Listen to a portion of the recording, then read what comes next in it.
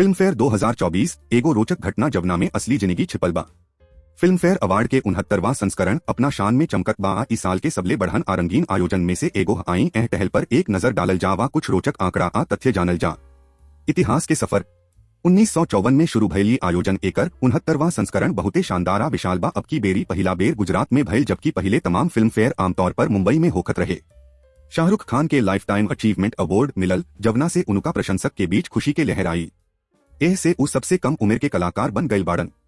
Film fair awards के 69वां संस्करण गुजरात के खूबसूरत मंदिरन के साया में भइल।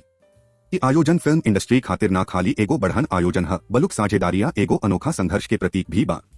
1954 में शुरू भइल फिल्म फेयर अवार्ड्स के 69वां संस्करण एगो नया दौर के शुरुआत है। एह साल के आयोजन गुजरात में भइल, जवना से पहले ही हमेशा मुंबई में होखत रहे। शाहरुख खान के लाइफ टाइम अचीवमेंट अवार्ड मिलल आ ई सम्मान पावे वाला सबले कम उम्र के अभिनेता बन गए। विजेता लोग के जश्न मनावल जाला। सैम बहादुर के सर्वश्रेष्ठ फिल्म के खिताब मिलल, जवना से संजय लीला भंसाली के 10वीं सर्वश्रेष्ठ फिल्म के ट्रॉफी मिलल। रणबीर कपूर आ आलिया भट्ट के अपना फिल्म एनिमल आ गंगूबाई कठियावाड़ी खातिर सर्वश्रेष्ठ अभिनेता आ अभिनेत्री के पुरस्कार मिलल। विकी कौशल आ कियारा आडवाणी के सर्वश्रेष्ठ सहायक अभिनेता आ अभिनेत्री के पुरस्कार मिलल। फैशन आ ग्लैमर के बारे में बतावल गल बा। रेड कार्पेट पर फैशन बरकरार रहे। दीपिका पादुकोण के करिया गाउन आ आलिया भट्ट के उज्जर लहंगा सबके नजर में छू लेहलस। मर्दन में रणबीर कपूर के करिया सूट आ विक्की कौशल के सफेद टक्सीडो के बहुते चर्चा भइल। कुछ रोचक आंकड़ा बा।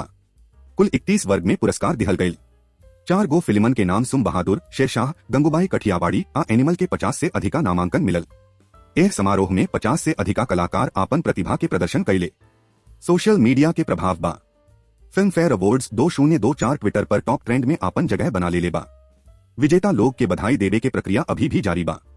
कुछ फिल्मन के उपेक्षा के लेके सोशल मीडिया पर भी नाराजगी देखल गई बा। एगो सामाजिक दृष्टि एक यह समारोह का माध्यम से फिल्म फेयर अवार्ड एक बेर फेरू से देखा दिहलसी की बॉलीवुड फिल्म इंडस्ट्री लगातार मनोरंजन करेगा, साथ ही साथ समाज के एकजुट करे में सक्षम बा।